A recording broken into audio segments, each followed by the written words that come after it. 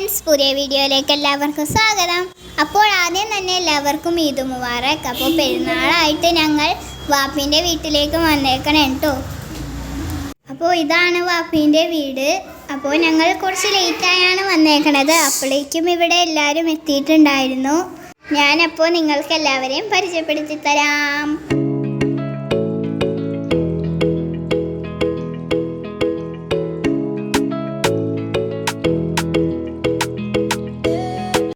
അപ്പോൾ ഇതാണ് എൻ്റെ വാപ്പീൻ്റെ വാപ്പ,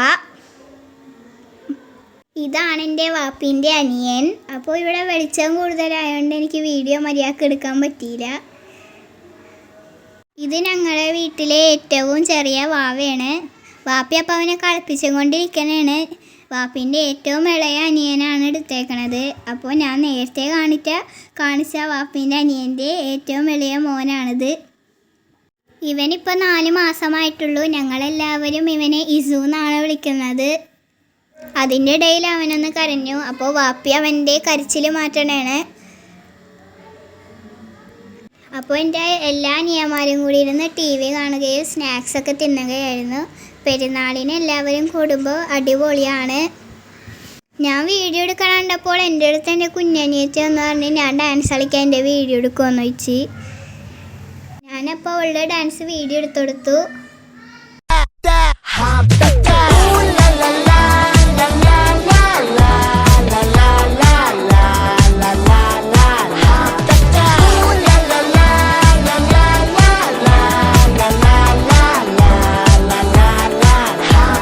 ഞാനപ്പോൾ അവളുടെ വീഡിയോ കൊടുത്ത് നിന്നപ്പോൾ എൻ്റെ വാപ്പീൻ്റെ ഏറ്റവും ഇളയ അനിയൻ വന്ന് എന്നെ പൊക്കിയിട്ട് യൂട്യൂബർ എന്നൊക്കെ പറഞ്ഞ് കളിയാക്കണമായിരുന്നു.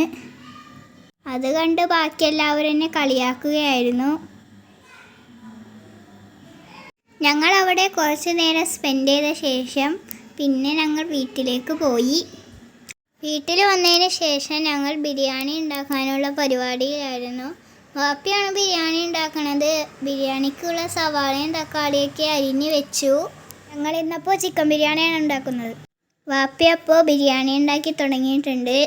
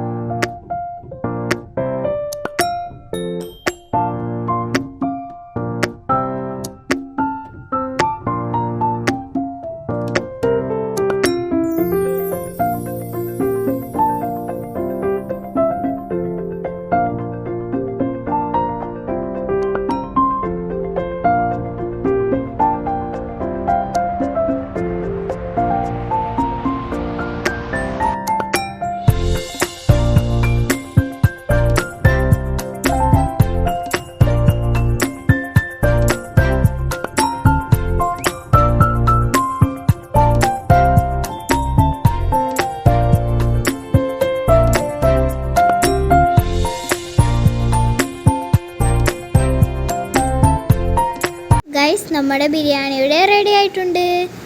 ബിരിയാണിക്കുള്ള സാലഡ് ഞാനാണ് ഉണ്ടാക്കിയത്.